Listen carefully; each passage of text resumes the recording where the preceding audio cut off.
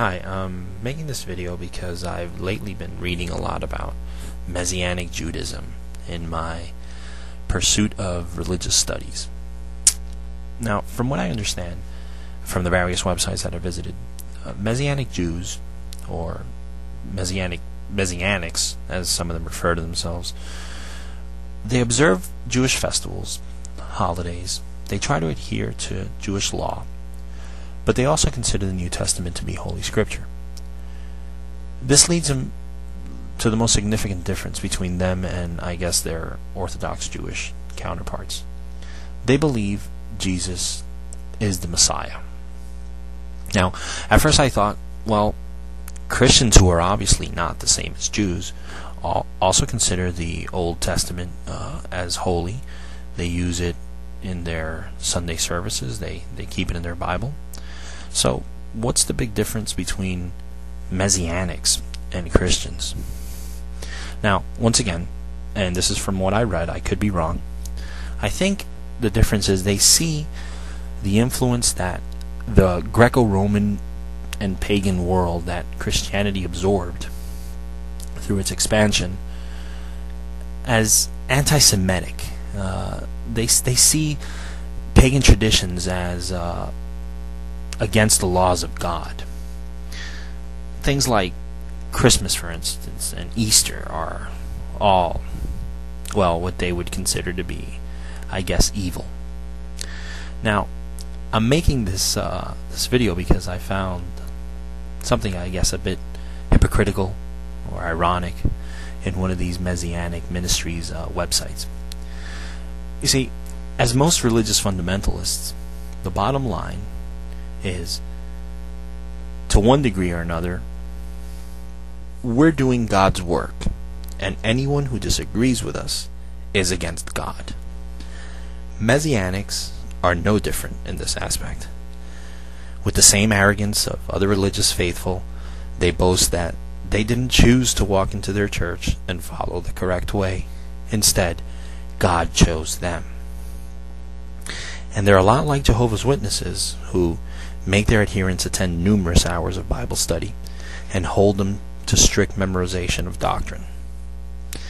Messianics claim that the thing that makes them special is the fact that they studied the Bible in the original Hebrew in which it was written. According to them, and this is pretty much the consensus on all Messianic websites, it's this rigorous scholarly research that makes them much closer to understanding God's true word and much, much more capable of discerning His intentions. In conducting scholarly research to obtain God's message for us as their mission, it's my opinion that one ministry, called My Father's House, has missed the mark. While looking through their website for information on Messianic Judaism, I found that they had a link to a research studies page. On that page, you can click on the studies submitted by a few individuals, including their pastor. I began to read through some of his studies and found that he had kind of a slight different writing style in each of his articles. Then I came across another study on another website by another author that almost read identical to that of the good pastor at My Father's House. When I compared the two, I found that they, in fact, were identical, yet each author claimed to have written it. I emailed Jeff Benner, the author who had a copyright on the piece, and informed him of the problem I had encountered. He wrote back and contacted My Father's House ministry with a very polite email, asking to please look into and correct what he assumed was an oversight on their part. The webmaster for My Father's House emailed back saying, quote, "I apologize for that. It means Patrick Hadley submitted it, not wrote it." End quote. She apologizes for the confusion. She says that they were unaware that Benner did not receive credit, and concludes by saying, quote, "I am also going to check all other things submitted as well." End quote. The day after the email, they did change the name after written by to Benner. But the day after that, they deleted the article altogether. The only evidence that the article was ever there is through the link on their youth group page labeled Teachings. The article labeled What is Covenant, which is misspelled, is still labeled as written by Patrick Hadley. But when you click on it, you get a page cannot be found page. Now, not only did they delete the page altogether rather than give the appropriate author the credit he deserved, they also failed to correct the other things submitted as promised in the email. Under Hadley's submitted research articles, you can find one titled Shavuot Explained, and please forgive my pronunciation. If you click on it, you'll find it titled simply Shavuot, and labeled again as written by Patrick Hadley. But in reality, it's just another copy and paste job of one or two chapters from a book titled The Feast of the Pentecost, written by Ed Chumney.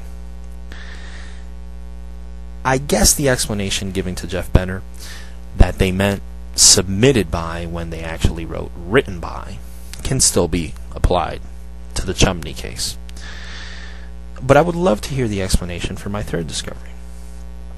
In an article labeled, yet again as the work of Patrick Hadley, titled Biblical Dates for Messiah's Conception and Birth, we find the original source to be the copyrighted work of Dr. David Hargis. Now, can this be another demonstration of them lacking citation skills that a sixth grader possesses? I don't think so. If you read both articles, you'll find that Hadley purposefully makes alterations to make it seem as if it's his own intellectual property. In the second of 5 parts, he inserts 4 sentences to clearly deceive the reader into thinking it is his own writing. He writes, quote, "We here at my father's house refuse to hold on to Gentile Christian traditions, which is a form of legalism when you think you have to do it for the kids." End quote. There are no quotation marks or anything else to indicate that these words are not part of the original work of Dr. Hargis. Furthermore, Hadley changes the name Mara from Hargis's article to Mary or Miriam 7 times. He changes Yahweh to Lord once, and to God with a line in place of the O another time, and God with the line to God without the line, and finally changes the phrase, in fact, to, quote, as I said earlier, to reference the earlier alteration. I find it hard to believe that this is just another simply mislabeling of written by instead of submitted by. And given the overwhelming evidence, it would be hard to see it as anything other than blatant plagiarism. In my opinion, this group hasn't the slightest idea what serious research is. The fact that they fail to cite the work of other Messianic Jews shows that they either haven't the slightest clue about what scholarly research is, or simply don't care about stealing the fruits of others' labor. In any case, to say that they are doing God's work, I believe, is shameful. I would love to hear everybody's opinion on this, especially from Messianic Jews and people who are very religious and into Bible inerrancy and Bible adherence. Thank you.